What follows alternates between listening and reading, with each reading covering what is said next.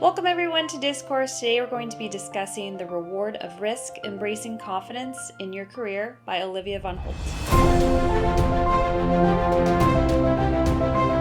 As you turn these pages, you'll embark on a journey into the heart of professional development, where each word serves as a stepping stone toward building a career that stands out and soars. This book is a treasure trove of strategic insights on confidently laying the foundation of your career edifice. It's about crafting an unforgettable personal brand, networking like a seasoned pro, and establishing robust, rewarding relationships that form the backbone of career success. So this book pretty much has everything that you need to help prepare for a new job. So anywhere from a resume to networking, gaining new skills, taking risks, failing, and basically putting forth all the effort and putting in the work. Yeah, just taking the next step. The author mentions a lot of reasons for wanting or needing to look for a new job. Things happen. It's not just because you cause a security issue and you had to be let go. Let's see, mass layoffs. Or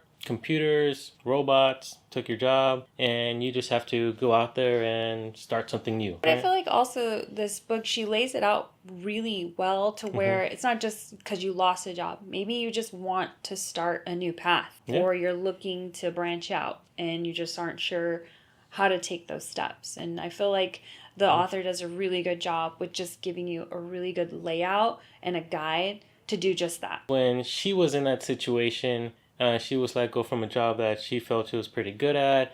No one ever thinks you're going to quit or be let go. But she found herself in that situation and there was nothing out there providing guidance, providing tips, nothing that she needed. So she started doing that all herself. And after she became successful, she wanted to share everything that she learned, with everyone. Networking, it's thrown out everywhere, but you never think about it, how it's a small world. Like if you work in the educational field and dentistry or whatever, it might seem huge, but it's all interconnected. It's a small world. You're gonna see each other at one point or another, whether competing offices or just you meet each other at a convention. It's like, hey, my business is growing, but I'm having trouble finding people. I'm looking for a new job. I'm available, boom. Or you keep in touch in social media, which is now easy. And resume building. Another thing that you mentioned, right? We all think it's simple, but it's not. You have to build your resume based on what you're going after. And one thing I really like myself, which I feel that I follow this way of just daily thinking, is maintaining your competitive edge. Lifelong learning.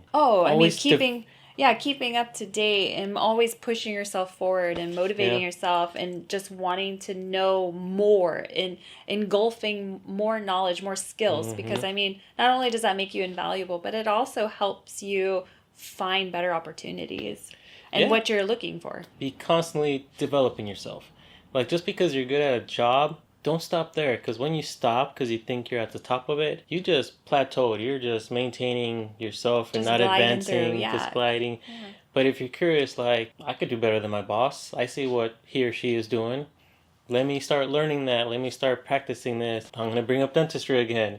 You're a registered dental assistant. Yeah. Registered dental assistant. With expanded functions too. With expanded functions. You start doing things that the doctor does. You could do more. You have experience in this area that the doctor doesn't.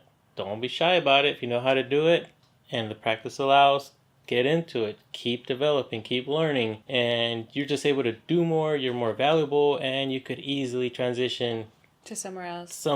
I really like that. It's just constantly learning. And I find myself stay curious, stay active, keep developing yourself. And even if you're interested in something else, she mentions this too, just because you're good at one thing, don't think that you're going to be stuck there forever. If you leave your job or get fired or whatever, don't try to get the same job if you're not interested in it just because you think, I know nothing else. There's a lot of jobs out there.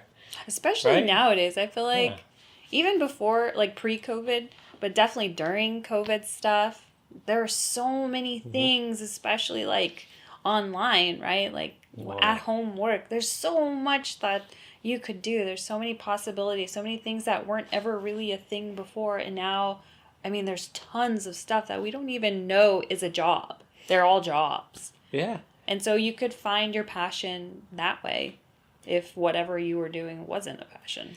Yeah, like if you read books and you're constantly finding mistakes or issues, you're into editing, there's a lot of authors or people that write scripts, right? Yeah, who need help with editing. And they ask for it. You just got to look for it. Yeah. People that are into aquariums, right? We watch that a lot because of the girls. They're into animals and all that. There's people that show that and there's a need for it. And in the book, the author mentions that the landscape out there is constantly changing. Yes. So you have to stay informed, stay aware, because you never know. Like space.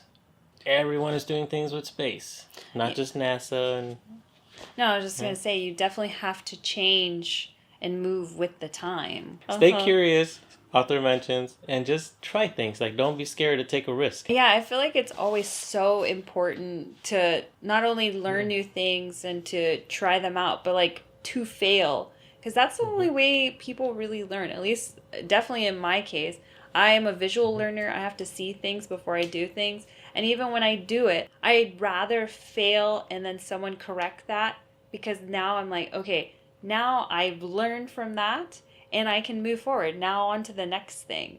It's just so much easier just to fail because you see the whole picture, right? Now you know the ins and the outs of whatever it is that you failed at. And you're like, okay, now I got it. Moving forward. Definitely learn from it. Yeah, you build your character, you build who you are, you build your skills that way. It's important to fail. Correct. And check mark, correct. Correct. A+. What? Yeah, and there's talking about taking the risk and setting goals and all that. There's also mentions about being realistic. Yeah. Well, right?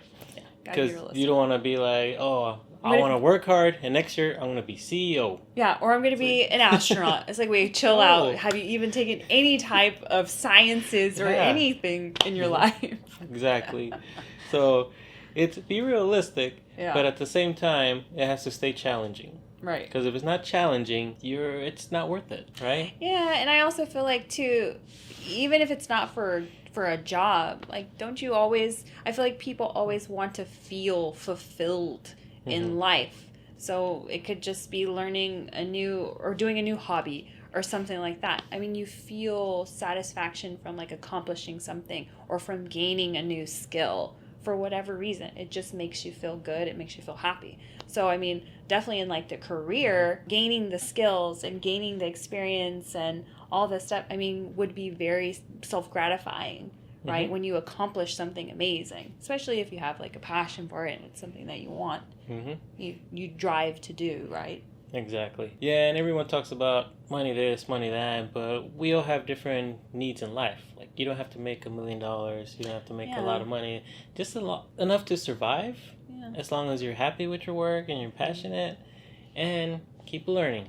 Yeah, because there's always so much more to learn. I listened to a podcast where it's a lot of these specialists and these scientists and stuff, and they'd say almost every single podcast, I swear, every single person, these intelligent people who are changing the world and, helping us with our world, they are learning something new every day. They are supposed to be the expert in their field, and they're learning something new every single day. And that's how they are making a difference with science, with all kinds of stuff. It's like amazing. Yeah, and that also helps with, pivoting, as mentioned in the book. Oh, yeah. You learn something new, you're able to pivot somewhere else. Like, these people are looking into that area of research. I'm going to help them out, or maybe I could learn something from them.